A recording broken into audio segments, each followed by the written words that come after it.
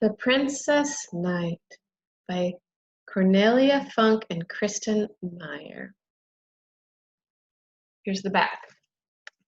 Zoom, zoom, zoom. Going so fast, the hooves are off the floor. This book came out kind of a while ago, 2001, before y'all were born. And here's the picture. King Wilfred the Worthy had 1, 2, 3 sons. He brought them up just as his father had brought him up, and they were taught all the things that he had been taught. He wanted them to be better than his best knights. They learned riding and jousting, fighting with swords, and good table manners too. They learned how to stride proudly and how to shout very loudly. And perhaps most important for princes, they learned how to give orders to their nursemaids, their servants, their dogs, and their horses. The next picture.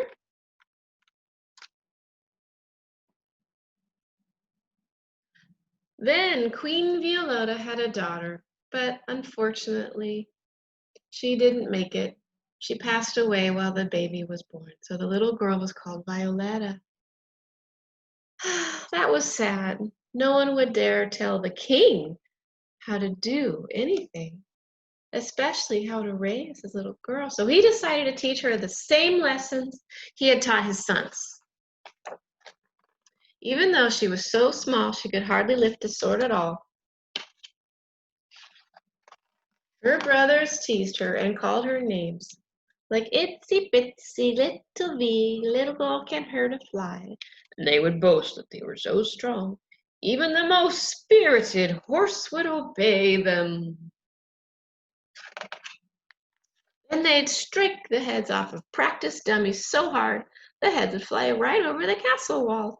And they would laugh and laugh at their little sister as she struggled to mount a horse in her heavy armor, as if it were the funniest thing they had ever seen. Here's the picture. There she is with her nursemaid. Oh, Emma, said Violetta to her nursemaid one evening while Emma soothed the girl's bruises. I'll never be as strong as my brothers. Not as strong, maybe, but you are 3 times as clever, said Emma sensibly. Why not ask your father to stop teaching you all the silly fighting and let you learn something else instead? Embroidery, perhaps, or weaving, or playing the flute, something useful. But Violetta shook her head. No, no, no, that would only make my brothers laugh louder. So Emma said no more, for she knew the princess was more determined than the 3 princes put together. These pictures go right across the page. From that night on, Violetta slipped out of the castle in secret while the rose gardener's son kept watch for her. She started to practice all the things her brother could already do so much better. Violetta practiced in her own way, without shouting, without using her spurs. Indeed, she was very quiet about it, as quiet as the night itself. So, while her brothers grew tall and strong as King Wilfred's knights, Violetta, who always stayed quite small, got better at fighting and riding every day, and her father's horses loved to carry her on their backs. Violetta became so nimble and quick that when her 3 brothers practiced jousting with her, their spears and swords just hit the empty air, and the princes soon stopped laughing at her, and they soon stopped calling her itsy bitsy little bee. Then came the day before Violetta's 16th birthday, and the king asked to see her. Violetta, said King Wilfred, I am going to hold a jousting tournament in honor of your birthday.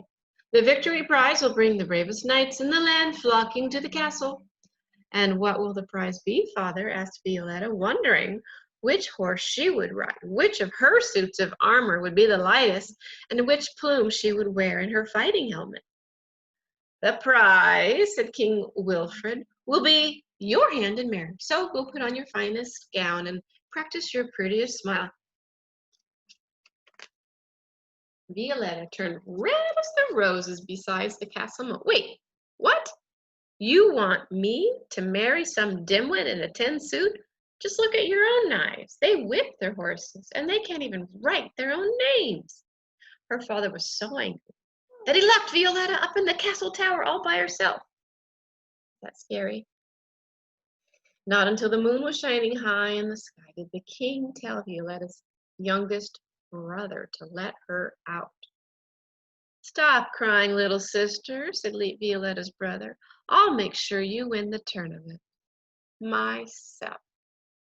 You certainly can't marry me. I'm your brother. But Violetta shook her head and wiped her eyes on the hem of her dress. Thank you, she said, but I think I'd better just see to it myself. The next day, the field behind the castle was crowded with knights who had come to fight in the tournament. King Wilfred sat down to watch. Little did he know that it wasn't Violetta who sat beside him. It was her nursemaid, Emma.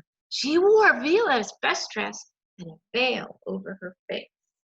The real Violetta had put on her blackest armor and saddled her favorite horse. She rode into the arena with the other knights and gave her title as Sir No Name. Trumpets sounded, and the tournament to win the princess's hand began. Knight after knight rode up to the arena. Sigurd the strong, Harold the hardy, Percy the pitiless. But Sir No Name defeated them all. He even knocked the king's sons off their horses and into the dust. By the end, there was no one left who was willing to fight Sir No Name. Sir No Name rode over to the king to receive the victory prize. Where do you come from, Sir No Name? Asked the king. You have brought honor to your family, and my daughter should think herself lucky to take your hand in marriage. Oh, no, I don't think so, Sir No Name replied, raising his helmet. Hello, father, said Violetta. What is the prize for a princess knight? And for the first time in his life, her father, the king, was speechless. Violetta turned to the defeated knights, sitting battered and bruised on their horses. Very well, she said, I shall choose my own prize. I hereby proclaim that no one will ever win Princess Violetta's hand in marriage without first defeating Sir No Name. Then she turned on her horse and rode away, far, far away, and she did not return for a year and a day. And when she did, why, her father, King Wilfred the Worthy, gave her a horse as black as her armor, and nobody, not even her brothers, challenged her ever again. And who did she marry? Well, if you must know, many years later, she married the rose gardener's son and lived happily ever after. Ooh, and